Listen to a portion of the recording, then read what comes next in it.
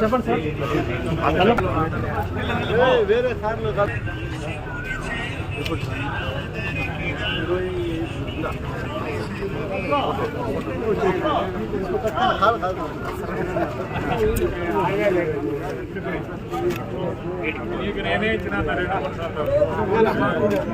కొద్దిగా ముందు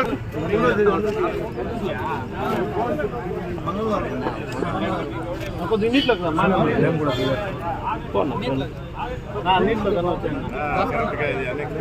కొద్ది ముందు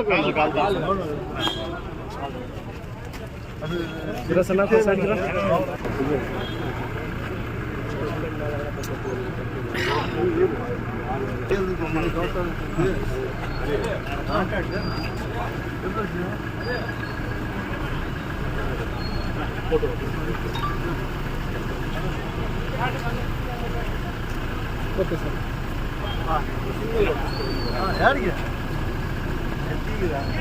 సార్ వస్తా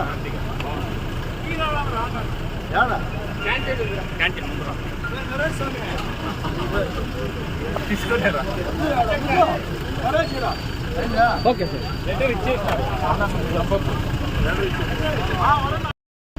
రెడీ అవ్వనా చూడన్నా.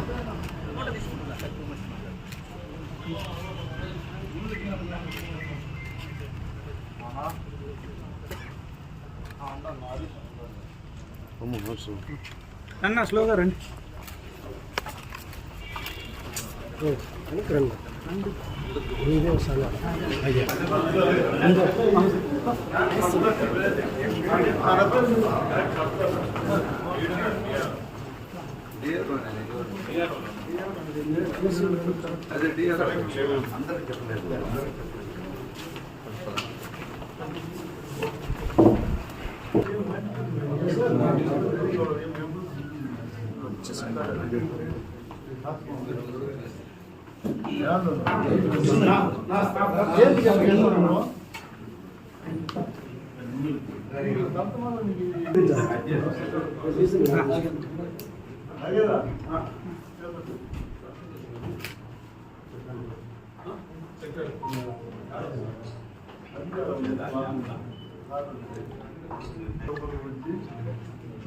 రాష్ట్రంలో ముఖ్యమంత్రి గారు కావచ్చు, ఆయన కుమారుడు లోకేష్ గారు కావచ్చు, ఏదైతే ఈ డిఎస్సిలో ఎవరైతే చాలా మంచి ర్యాంక్ వచ్చినటువంటి వారికి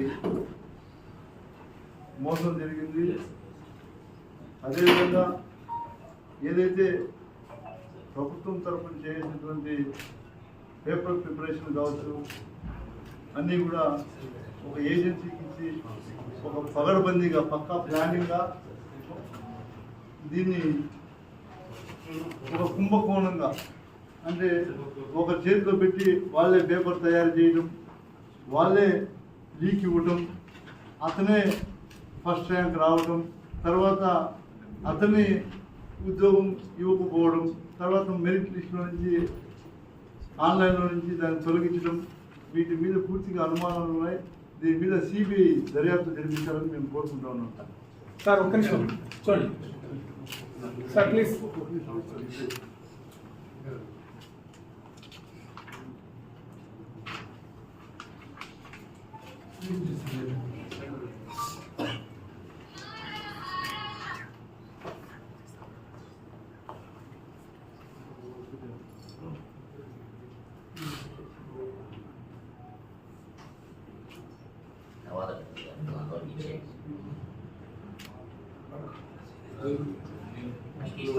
ఇచ్చిన తర్వాత మళ్ళీ ఇస్తారు.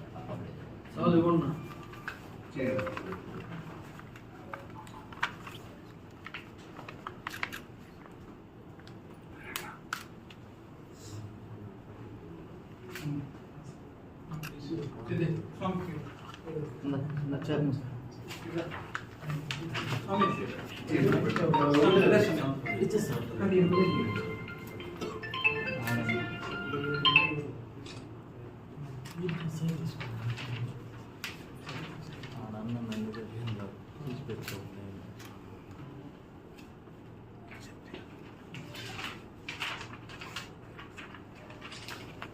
Sorry, please.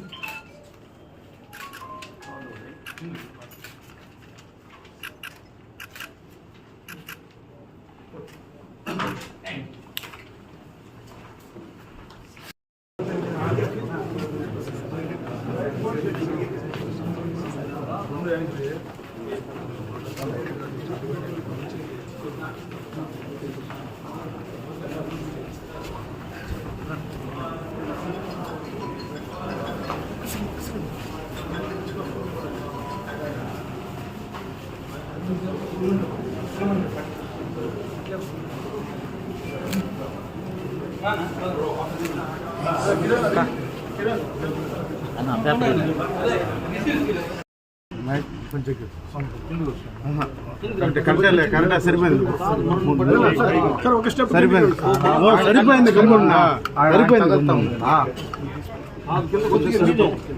Mic okay.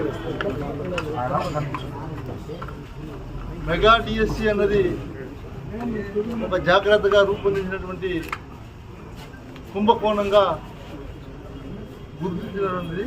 ఎందుకంటే ఈనాటి ముఖ్యమంత్రి చంద్రబాబు నాయుడు గారు, ఆయన కుమారుడు విద్యాశాఖ మంత్రి లోకేష్ గారు చేసినటువంటి అవకతవకలు చూస్తుంటే నారా లోకేష్ గారు రూపొందించినటువంటి ఒక చీకటి కుట్ర, దీనివల్ల అర్హులైనటువంటి వారి అభ్యర్థులు జీవితాలు నాశనమైనటువంటి సంఘటన ఈ ఆంధ్ర రాష్ట్రంలో మనం చూసాం. ఎందుకంటే ఎవరైతే గతంలో ఎప్పుడు కూడా ఫస్ట్ మెరిట్ లిస్టు డిస్ప్లే అయ్యేది, ఎప్పుడు కూడా డిఎస్సి ప్రక్రియలో మెరిట్ లిస్ట్ని డిస్ప్లే చేసి ఎవరు మెరిట్ వచ్చారు, ఎవరు లాస్ట్ లిస్ట్లో ఉన్నారు, ఎందువల్ల వాళ్ళకి ఉద్యోగాలు వచ్చాయి, వీళ్ళకి ఉద్యోగాలు రాలేదు అని ఒక డిస్ప్లేలో ఆన్లైన్లో కనిపించే విధంగా డిఎస్సి జరిగేది. కానీ తండ్రి కుమారుడు ఇద్దరూ కలిసి వాళ్ళ జోబులు నింపుకోవడానికి రూట్ను మార్చి ఒక ఏజెన్సీకి అప్పచెప్పి ఏదైతే నియామకం చేయాల్సినటువంటి అధికారులను పక్కన పెట్టి ఒక ఏజెన్సీ ద్వారా అవుట్సోర్సింగ్ వాళ్లకు 2 శాఖల్ని కూడా వాళ్ళ చేతిలో పెట్టి వాళ్ళ ద్వారా అవకతవకలు పాల్పడి జోబులు నింపుకోవడం జరిగిందని వాస్తవంగా ఈరోజు ఆంధ్ర రాష్ట్రంలో ప్రజలందరికీ కూడా తెలిసినటువంటి విషయం. కాబట్టి మేము ఒకటి కోరుకుంటున్నాం, ఏదైతే ఈ అవకతవకలు జరిగాయో వీటి మీద సిబిఐ దర్యాప్తు చేయాలి, వెంటనే నారా లోకేష్ గారు రాజీనామా చేయాలన్నదే మా డిమాండ్. ఇది ఏదో ఈరోజు జిల్లా కలెక్టరేట్లో మేము వినతి పత్రం అందించినంత మాత్రమే అయిపోయిందనుకుంటే అది మీ భ్రమ.